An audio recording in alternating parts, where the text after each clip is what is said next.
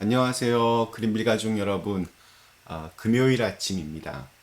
우리 월요일에는 레이버데이가 있어서 이렇게 황금 연휴가 오늘 시작되기도 합니다. 가족들과 함께 어디론가 이렇게 여행을 갈 그런 계획을 세우신 분들도 많이 있습니다. 우리가 어디에 있든지 늘 우리 주님과 함께 동행하는 그런 하루하루가 되시기를 기원하며, 또 어디에 있든지 늘 마음속에 주님의 평안이 함께 하실 수 있기를 간절히 기원합니다. 자, 오늘 저희는 고린도전서 우리 3장 10절에서 15절 말씀으로 함께 이 아침 시작하도록 하겠습니다. 고린도전서 3장 10절에서 15절 말씀. 내게 주신 하나님의 은혜를 따라 내가 지혜로운 건축자와 같이 터를 닦아둠에 다른 이가 그 위에 세우나 그러나 각각 어떻게 그 위에 세울까를 조심할지니라. 이 닦아둔 것 외에 능히 다른 터를 닦아둘 자가 없으니 이 터는 곧 예수 그리스도라.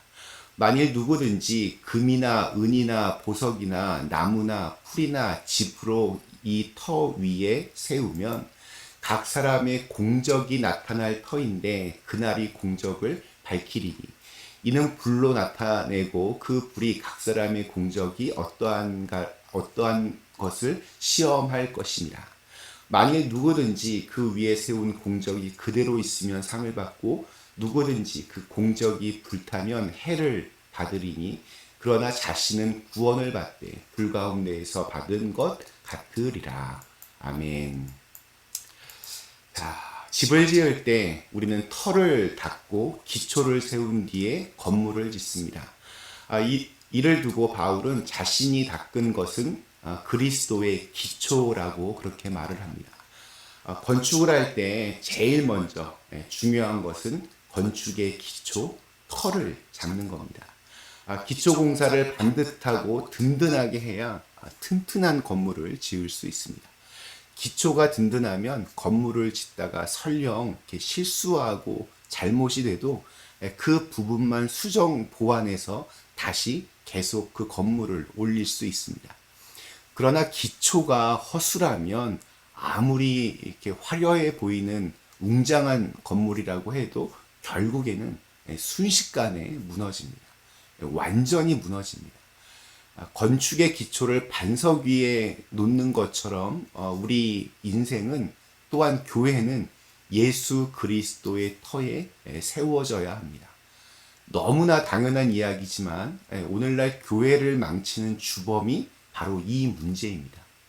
아주 유명한 목사님들 이렇게 목회하시는 교회를 보면 그 교회의 터전이 담임 목사님인지 아니면 예수님인지 약간 헷갈릴 때가 있습니다. 교회의 안정을 위해서라는 명목으로 교회를 아들에게 세습하기도 하는데 그럼 묻지 않을 수 없습니다.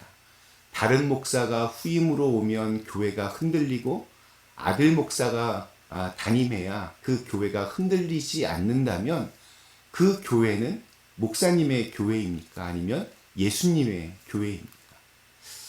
오늘 우리 시대의 슬픈 자화상입니다. 예전에는 이런 얘기가 나오면 제가 굉장히 흥분도 많이 하고 비판도 많이 했는데 오늘 말씀을 읽으면서 또 지나치게 이런 거에 대해서 분노하고 흥분할 필요도 없다라는 것을 깨달았습니다. 오늘 말씀에서 가장 많이 등장하는 단어는 참 재미있게도 공적이라고 하는 단어입니다. 표준 세번역에서는 업적으로 그렇게 번역을 했습니다. 이 세상에서 우리가 행했던 모든 업적들은 하나님께서 최종 판단을 하시고 최종 심판을 하십니다. 바울은 이것을 집 짓는 재료로 그렇게 비유를 합니다. 예수님의 터 위에 교회가 세워졌다는 아주 당연한 말을 짧게 하고 바울은 터 위에 짓는 집의 재료들에 대해서 계속해서 강조합니다. 건물을 은이나 금이나 보석으로 짓는 사람이 있는 반면에 나무나 풀이나 짚으로 짓는 이들이 있다고 합니다. 불이 나면 타고 없어질 것과 그래도 그대로 남아있을 것에 대한 비유를 하고 있는 것입니다. 바울은 시기와 질투, 경쟁과 다툼, 분노와 갈라짐으로는 집을 지을 수 없다. 단호하게 말합니다. 이는 나무나 풀, 집과 같이 불에 다 타고 없어질 것이기 때문이라는 겁니다. 반면에 화해와 일치, 이해와 사랑, 용서와 하나됨은 어떤 심판에도 살아남을 것이라고 그렇게 말을 합니다. 저는 어제 나쁜 것은 이렇게 흘려보내고 좋은 것은 남겨야 한다 이런 말씀을 드렸습니다. 분노로 이룰 미래는 없습니다. 복수로 만들어질 아름다운 결과물도 없습니다. 영화나 드라마에서 보면 주인공이 누군가에게 이렇게 배신을 당해서 상처받거나 혹은 철저하게 무시당하고 짓밟히다가 어느 순간 주인공이 이렇게 각성을 해서 이를 악물고 성공하여서 통쾌하게 복수하는 장면들을 종종 보게 됩니다. 이런 종류의 영화나 드라마를 보면 속은 시원합니다. 통쾌하게 복수하는 장면에서는 시청률도 급등합니다. 그러나 이런 생각을 해보셨습니까? 그렇게 자신을 분노로 이렇게 달금질을 하고 성공의 의지를 불태웠던 그 일을 다 마치고 나면 그 사람의 삶은 어떨까? 누군가를 부수고 깨고 복수를 마치고 나면 아무 일 없듯이 자신의 일상으로 돌아갈 수 있을까? 허무하지는 않을까? 또 다른 복수의 씨앗이 뿌려진 것은 아닐까? 다른 사람으로 인해서 만들어지는 나의 인생은 없습니다. 어떤 동기가 될 수는 있겠지만 결국은 내가 책임지고 내가 만드는 인생입니다. 그래서 나에게 필요하고 나를 평안케 하는 것으로 나의 오늘과 내일이 이렇게 채워져야 합니다. 그것만이 어디를 가도 어떤 상황이 와도 흔들리지 않는 나를 만들어낼 수 있습니다. 다른 사람을 향한 시기와 원망과 분노의 화살은 결국 돌고 돌아서 다시 나에게로 돌아옵니다. 자, 그러면 우리가 어떻게 해야 하는가? 내가 동원해야 할 금과 은과 보석은 무엇일까? 금과 은, 보석 이런 말을 하니까 이런 단어를 쓰니까 이것을 이렇게 돈으로 생각하는 분이 계실지도 모르겠지만 바울은 오늘 말씀에서 금, 은, 보석을 어떤 재물의 가치로 등장시킨 것이 아니라 불에 타지 않는 재료로 그렇게 사용한 것 같습니다. 그러니까 불에 타지 않는 것, 없어지지 않을 것, 남아서 내 몸에 흡수가 되고 영양분이 될 것들로 우리의 집을 만들어야 한다는 것입니다. 그렇다면 그것이 어떤 것이겠습니까? 사랑, 이해, 용서 다 좋습니다. 너무나 좋은 말들입니다. 그런데 저는 이제 물론 저도 이런 말들 참 많이 하는 편이지만 이 좋은 말들이 약간은 허무하게 다가올 때가 있습니다. 왜냐하면 너무 많이 듣기도 했고 또 정확하게 이렇게 정의할 수 없는 추상적인 그러한 개념이기 때문입니다.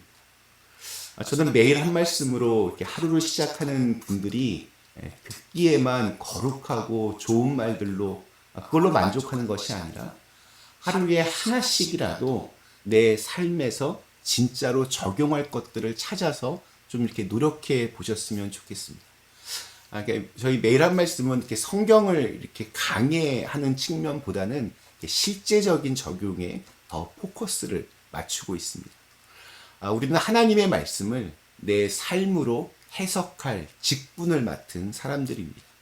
그러니까 하나님의 말씀을 세상 사람들이 좀 더 잘 알아듣도록 이해하도록 돕는 통역자와 같은 사람들입니다. 그것이 저는 그리스도인이라고 생각합니다. 우리 2년 전에 아카데미 영화제를 휩쓸었던 우리 한국의 봉준호 감독은 앞에 나와서 수상 그 소감을 발표할 때도 굉장히 여유롭고 재치 있게 또 감동적으로 이렇게 말을 해서 아주 극찬을 받았습니다. 그런데 이 봉준호 감독을 더욱 빛나게 해주었던 사람은 통역을 맡았던 샤론 최라고 하는 여성이었습니다. 영어를 잘 못하는 제가 듣기에도 봉준호 감독의 말들을 또 아주 여유롭고 재치 있게 또한 감동적으로 잘 전달했습니다. 미국 사람들이 정말 이해하기 쉽도록 정확하게 영어로 이렇게 표현하는 모습이 정말 대단해 보였습니다. 오늘 우리에게 주신 하루, 우리 예수 그리스도의 터전 위에 어떠한 재료로 나를 지어가시겠습니까? 하나님의 말씀을 내 삶 속에서 어떻게 적용하시겠습니까? 좋은 통역자가 되셨으면 좋겠습니다. 똑같은 말도 좀 좋게 만드는, 똑같은 상황도 그것을 좋게 바꾸는 통역자. 하나님의 말씀을 나의 구체적인 말과 행동으로 다른 사람들이 더 잘 알아듣고 이해할 수 있도록 도울 수 있는 그런 통역자로 오늘 하루 살아내시기를 간절히 기원합니다. 잠시 함께 기도하시겠습니다.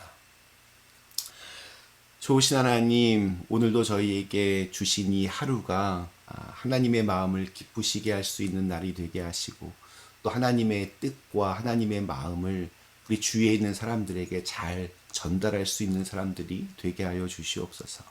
좋은 통역자가 되어서 어떠한 상황에서도 하나님의 선한 그 뜻을 먼저 발견하고 또 그것들을 구체적인 내 삶으로 드러낼 수 있는 하루가 되게 하여 주시옵소서.